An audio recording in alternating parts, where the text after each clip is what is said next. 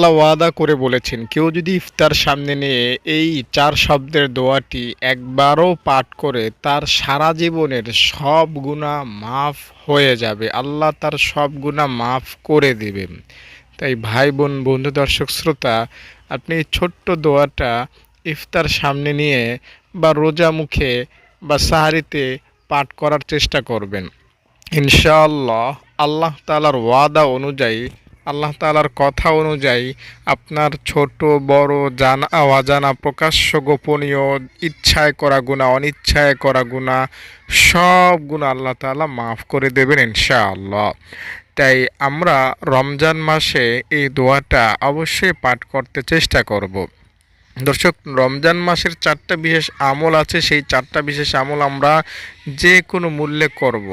1 নম্বর লা ইলাহা ইল্লাল্লাহ, 2 নম্বর আস্তাগফিরুল্লাহ।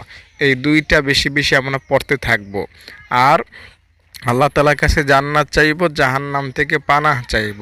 এই হলো মোট 4টা কাজ। এই 4টা কাজ রমজান মাসে যদি আপনি না করেন তাহলে আপনার রোজা অসম্পূর্ণ বা অপূর্ণ বা এটা কেমন যেন খালি খালি থাকবে। তাই রমজান মাসের প্রতিটি রোজায় আপনি অবশ্যই এই 4টা কাজ, অবশ্যই এই 4টা কাজ, অবশ্যই এই 4টা কাজ করবেন। একবার হলো লা ইলাহা ইল্লাল্লাহ পড়বেন। চেষ্টা করবেন কালিমায়ে তাইয়্যিবা লা ইলাহা ইল্লাল্লাহ একটা খতম দিতে। ৭০,০০০ বার পড়লে মোটামুটি একটা খতম হয়ে যায়। আর ৭০,০০০ বার পড়ে যদি আপনি আপনার বাবা অথবা মার রুহের মাগফিরাতের জন্য বা যিনি মারা গেছেন তার ক্ষমার জন্য যদি বকশা দেন, আল্লাহ তাআলা ইনশাআল্লাহ এই উসিলায় কিন্তু তাকে মাফ করবেন। এছাড়া আপনার নিজের গুনাহের সকল গুনাহ মাফ করার জন্য যদি ৭০,০০০ বার কালিমায়ে তয়্যিবা পড়েন, আশা করা যায় আল্লাহ তাআলা সব গুনাহ মাফ করে দিবেন। এছাড়া ভাই বোন, বন্ধু, দর্শক, শ্রোতা, আল্লাহ তাআলা ক্ষমাশীল। তিনি হাজারোভাবে বান্দাকে ক্ষমা করেন, তিনি হাজারো উসিলায় বান্দাকে ক্ষমা করেন, তিনি ছোট ছোট বাহানাতেই বান্দাকে ক্ষমা করেন। তাই ছোট আমল করলেও আপনি কিন্তু ক্ষমা পেতে পারেন। আল্লাহ তাআলা বান্দাকে ক্ষমা করতে অত্যন্ত বেশি ভালোবাসেন। বান্দাকে ক্ষমা না করলে তার ভালো লাগে না। তাই তার কাছে ক্ষমা চাইবেন, তিনি আপনাকে ক্ষমা করে দিবেন। রব্বে কারীম মহান আল্লাহ তাআলা রমজান সম্পর্কে মহানবী সাল্লাল্লাহু আলাইহি সাল্লামের বহু হাদিস দ্বারা আমাদেরকে এই বিষয়টি জানিয়েছেন যে রমজান মাসে কেউ ক্ষমা চাইলে আল্লাহ তাআলা তাকে ক্ষমা করেন।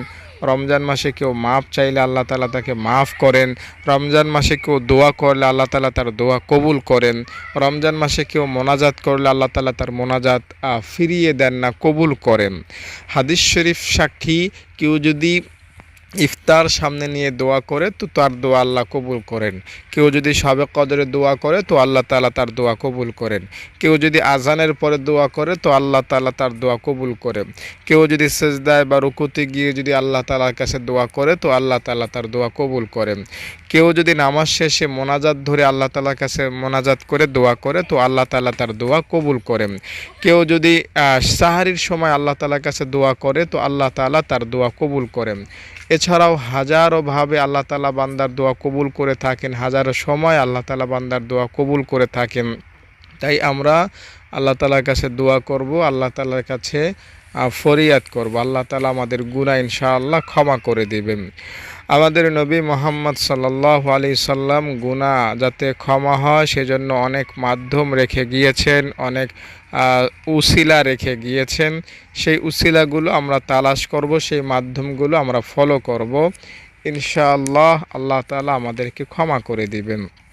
পবিত্র কোরআন শরীফের মধ্যে একটি দোয়া আছে এরকম, রব্বি ইন্নী যালামতু নাফসি ফাগফিরলি, রব্বি ইন্নী যালামতু নাফসি ফাগফিরলি, রব্বি ইন্নী যালামতু নাফসি ফাগফিরলি। এই দোয়াটা কেউ যদি মন থেকে, দিল থেকে, অন্তরের গহীন থেকে একবার পাঠ করে তো আল্লাহ রব্বুল আলামিন তার সব গুনাহ ক্ষমা করে দিবেন।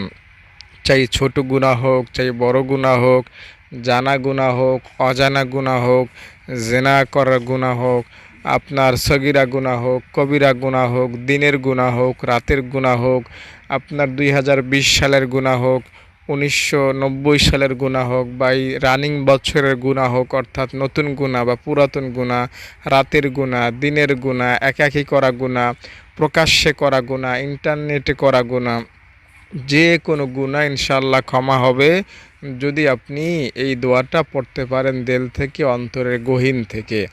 রব্বি ইন্নী যালামতু নাফসি ফাগফিরলি। দোয়াটা কিভাবে পড়বেন আমি আপনাকে নিয়মটা বলে দিচ্ছি।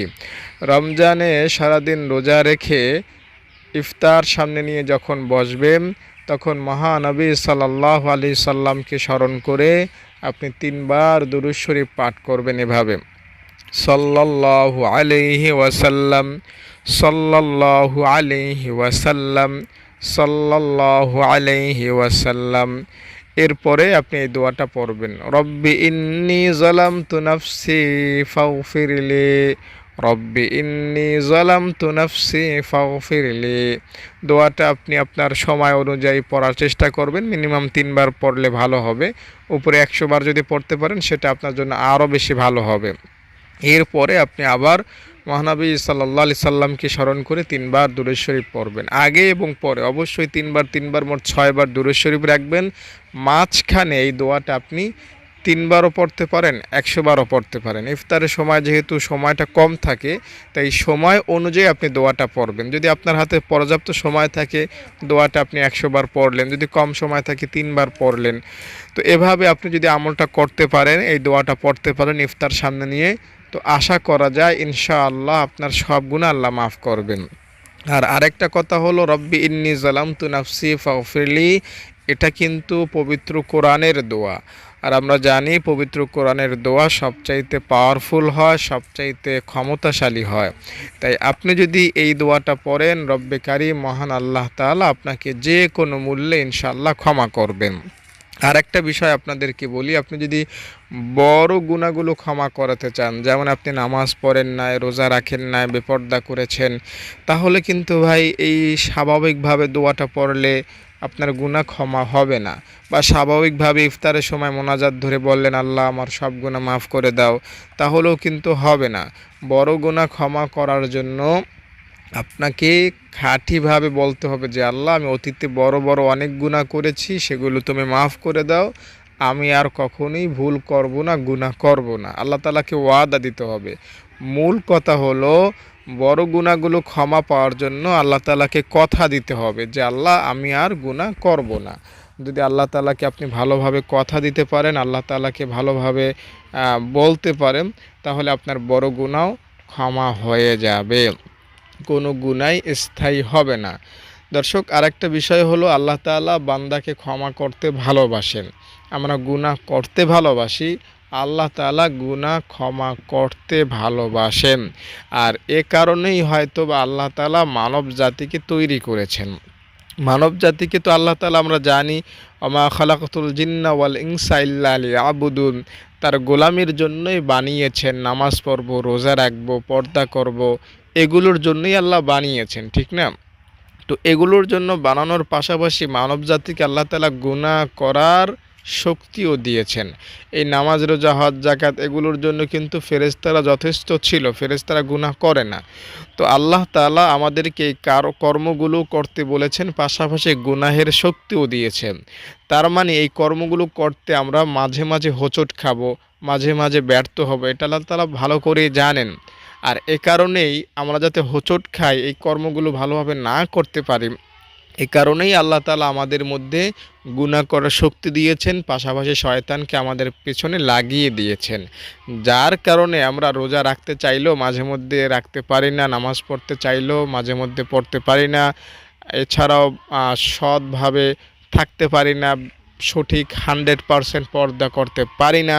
তো ওই যে গুনাহ করার একটা শক্তি আবার শয়তান আছে, যার কারণে আমরা পরিপূর্ণভাবে গুনাহমুক্ত থাকতে পারি না। তো এই যে আমাদের দ্বারা গুনাহ হয়, এই হওয়াটা খুব স্বাভাবিক। এই গুনাহ এভাবে হলে আল্লাহ তাআলা তেমন কোনো আমাদেরকে খারাপভাবে দেখেন না। তবে গুনাহ হওয়ার পরে কেউ যদি মাপ না চায়, এটা আল্লাহ তাআলা খারাপভাবে দেখেন। মানে আমি আপনাকে যদি সহজে বলি, আপনি ফজর থেকে মাগরিব পর্যন্ত 100 গুনাহ করেছেন, মাগরিবের পরে রাতে ঘুমের আগেও যদি আপনি ক্ষমা না চান, এটা আল্লাহ তাআলা অপছন্দ করেন। আপনি গুনাহ করবেন, কারণ গুনাহ করাটা স্বাভাবিক। আল্লাহ আপনাকে গুনাহ করার ক্ষমতা দিয়েছেন, আপনি করবেন না তো ফেরেশতা করবে? আপনি গুনাহ করবেন। আবার শয়তান আপনাকে ধোঁকা দেয়, তো গুনাহ তো আপনিই করবেন। তো গুনাহ করাটা আল্লাহ তাআলার আদালতে অত বড় বেশি কঠিন বিষয় না। গুনাহ করার পরে যদি ক্ষমা না চাওয়া হয়, সেটা আল্লাহ তাআলা কঠিনভাবে পাকড়াও করেন, সেটা আল্লাহ তাআলা কঠিনভাবে দেখেন। তাই আপনি গুনাহ কত করেছেন অতীতে, সেটা কোনো বড় মুখ্য বিষয় নয়। আপনি এখন ক্ষমা চাইলেই হয়ে যাবে। আপনার ২০ বৎসরের গুনাহ এক তওবায় মাফ হয়ে যেতে পারে। ৪০ বৎসরের গুনাহ এক তওবায় মাফ হয়ে যেতে পারে। মুসা আলাইহিস সালাম তার কওমকে নিয়ে যখন বৃষ্টির জন্য প্রার্থনা করতেছিলেন, সেখানে একজন লোক ছিল যে ৪০ বছরে আল্লাহ তাআলার কাছে ক্ষমা চায় না, ৪০ বছর নাফরমানি করেছে। তো তার জন্য বৃষ্টি বন্ধ হয়ে যাচ্ছিল। তো সে ওই মজলিসে মন থেকে তাওবা করেছিল, যার কারণে তার ৪০ বছরের গুনাহ আল্লাহ তাআলা মাফ করে বৃষ্টির ফয়সালা করলেন, আকাশ থেকে মুষলধারে বৃষ্টির বর্ষণ করলেন। তো একটা লোক ৪০ বছর গুনাহ করেছে, সে ৪০ বছর গুনাহ করেও একটা জায়গায় বসেই তার ৪০ বছরের গুনাহ ক্ষমা করিয়ে ফেলেছেন। তো আপনি চাইলেও আপনার ৪০ বছরের গুনাহ, ৫০ বছরের গুনাহ, ৭০ বছরের গুনাহ আপনি ইফতারের সময় ক্ষমা করাতে পারেন এই দোয়াটা পড়ার মাধ্যমে, রব্বি ইন্নী যালামতু নাফসি ফাগফিরলি। তবে তাওবার নিয়াত করতে হবে যে আল্লাহ, আমি ভুল করেছি অতীতে অনেক, আমাকে মাফ করে দাও, আমি অনেক জুলুম করেছি, আমি অনেক খারাপ কাজ করেছি, তুমি আমাকে ক্ষমা করো, আমাকে দয়া করো, আমি কথা দিচ্ছি আর গুনাহ করব না। এভাবে যদি আপনি আল্লাহ তাআলাকে বারবার বলতে পারেন, আপনার মনের কথাগুলো বারবার দুঃখর সাথে, কষ্টের সাথে আল্লাহ তাআলার সাথে শেয়ার করতে পারেন, তো আল্লাহ আপনার ছোট বড় জানা অজানা ইনশাআল্লাহ সব গুনাহ মাফ করবেন। আর আপনি হাদিস যদি একটু শোনার অভ্যাস থাকে, তাহলে আপনি হয়তো এটা জানেন যে মানুষ দুনিয়ার বুকে যত গুনাহ করে প্রত্যেকটা গুনাহই ক্ষমাশীল। যে গুনাহই হোক, গুনাহ যেটাই হোক, গুনাহের নাম যত বড়ই হোক, প্রত্যেকটা গুনাহ আল্লাহ তাআলা কী করেন? ক্ষমা করেন। চাই আপনি ইচ্ছায় করে গুনাহটা করেছেন, ব্যাপার না, মাফ হবে। আপনি জেনে করেছেন গুনাহটা, ব্যাপার না, মাফ হবে। আপনি না জেনে করেছেন, তাহলে তো আরও আগে মাফ হবে। আপনি অনেক আগে গুনাহটা করেছেন, ছোটোবেলায় করেছেন, সেটাও মাফ হবে। বড় হয়ে বুঝদার হয়ে করেছেন, সেটাও মাফ হবে। আপনি ঘরের দরজা বন্ধ করে গুনাহটা করেছেন, মাফ। মানে এমন কোনো গুনাহ নাই যেটা মাফ হয় না, ঠিক আছে? নবীজি একবার তার চাচাকে বলেছিলেন, চাচা, আপনাকে একটা আমি আমল বলে দিই, ওটা যদি করেন তাহলে আপনার ছোট গুনাহ মাফ হবে, বড় গুনাহ মাফ হবে, জানা গুনাহ মাফ হবে, অজানা গুনাহ মাফ হবে, ইচ্ছায় করা গুনাহ মাফ হবে, অনিচ্ছায় করা গুনাহ মাফ হবে, নতুন গুনাহ মাফ হবে, পুরাতন গুনাহ মাফ হবে, ছোট গুনাহ মাফ হবে, বড় সগীরা এবং কবিরা গুনাহ মাফ হবে। মানে নবীজি তার চাচাকে কেমন যেন বলতে লাগলেন, গুনাহ বলতে যা আছে সবটাই মাফ হবে। তো প্রত্যেকটা গুনাহ কি ক্ষমাশীল। তাই হতাশ হবেন না যে আমি ওই গুনাহটা করে ফেলেছিলাম, আমার কি হবে, আমার কি হবে, আমি তো শেষ, ঠিক না? সব গুনাহই ক্ষমাশীল, আপনি হতাশ হবেন না। হতাশ হওয়ার কোনো কারণ নাই, আল্লাহ আছেন আপনার পাশে। তাই কখনোই গুনাহ নিয়ে চিন্তিত হবেন না, গুনাহ নিয়ে হতাশায় ভুগবেন না, কখনোই হবেন না এটা। দর্শক, আপনার সামনে ক্ষমার রাস্তা আছে, আপনি কেন হতাশ হবেন? আপনার চেহারায় যদি ধুলাবালি লাগে আর আপনার পাশে যদি একটা নদী থাকে, আপনি যদি ওই নদী থেকে পানি নিয়ে চেহারাটা ধৌত করে ফেলেন, তাহলে কিন্তু আপনার কি চেহারাটা পরিষ্কার হয়ে যাচ্ছে, ঠিক না? আর আপনার এই সামান্য চেহারাটা ধৌত করার কারণে নদীর পানি তেমন কমবেও না, বাড়বেও না, ঠিক না? এখন আপনি যদি এর চিন্তা করেন যে আমি যদি চেহারাটা ধুই, নদীর পানি শেষ হয়ে যাবে, আর মানুষ কিভাবে এটা ব্যবহার করবে, এই চিন্তা আপনার জন্য বোকামি হবে না?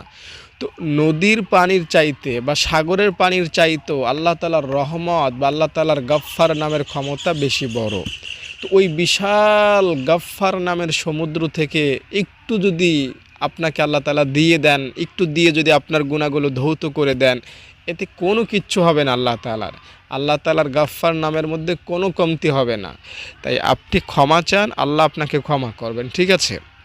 ক্ষমা চাইবেন, আজকে ইফতারের সময় ক্ষমা চাইবেন, আপনি নিজের জন্য ক্ষমা চাইবেন, আর একটা টিপস বা সূত্র আপনাকে বলি, আপনি সবার জন্য ক্ষমা চাইবেন, আপনার শত্রুর জন্য আপনি ক্ষমা চাইবেন, গোটা বিশ্বের যত মুসলিম আছে সবার জন্য আপনি ক্ষমা চাইবেন, তাহলে আপনার জন্য ফেরেশতারা ক্ষমা চাইবে। ঠিক আছে, আপনি ক্ষমা চাইবেন সবার জন্য, ফেরেশতারা ক্ষমা চাইবে আপনার জন্য। তো এই সূত্রটা মনে রাখবেন। নিজের জন্য তো ক্ষমা চাইবেনই, 2-1 মিনিট নিজের জন্য ক্ষমা চাইলেন, এরপরে সংক্ষেপে সবার জন্য ক্ষমা চাইলেন, এটা আপনার জন্য ভালো হবে। দর্শক, আশা করি ভিডিওটি আপনার কাছে ভালো লেগেছে। একটা দাবি, আপনারা আমার ছাত্রীদের জন্য দান করবেন। পার্শ্বে আমার ছাত্রী আছেন, তাদের ইফতার সাহারের ব্যবস্থা যদি করাতে চান আমাকে ফোন করবেন। ভালো থাকেন আপনারা, এই যে তারা পড়তেছেন, হয়তো আওয়াজ পাচ্ছেন। ভালো থাকেন, নিরাপদে থাকেন। আসসালামু আলাইকুম।